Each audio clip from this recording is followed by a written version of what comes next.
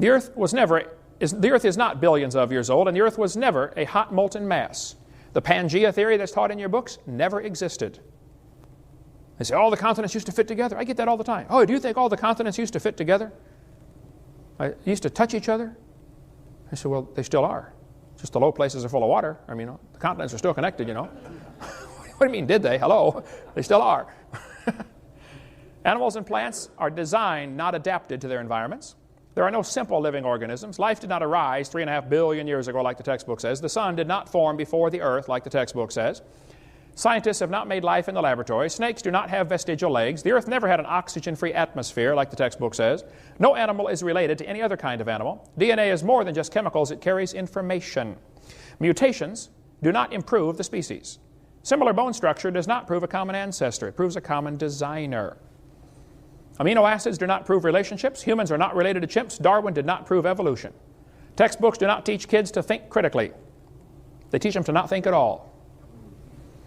Arranging animals on paper does not prove a thing. Archaeopteryx is not part reptile. It's 100% bird. Feathers did not evolve from scales. It's not just the religious fundamentalists who disbelieve in evolution. Most folks disbelieve in evolution. Evolution is not a light which illuminates all facts. There is no evidence for the magnetic reversals at the ocean floor. The Constitution does not discuss separation of church and state. Does not discuss that. The Supreme Court did not ban creation. Let's give a little bit of the history of what really happened. In the 1800s, almost all the textbooks were thoroughly packed with information about creation, Christianity, godly teaching. Kids memorized Bible verses. I remember in public school in Illinois growing up, we memorized Bible verses and said prayer every morning. Didn't hurt the kids a bit.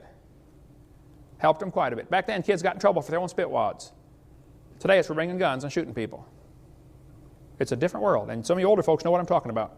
It has changed radically. In 1925, Tennessee passed a law that said you cannot teach creation, you cannot teach evolution.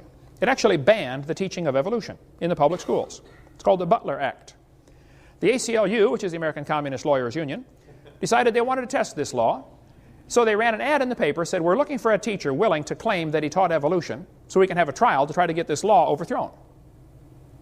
A guy named John T. Scopes volunteered. He said, I don't know if I taught evolution or not, but I did sub for a biology class one day, and I think all we had was a study hall, but if you want me to go testify that I taught evolution, I'll do it.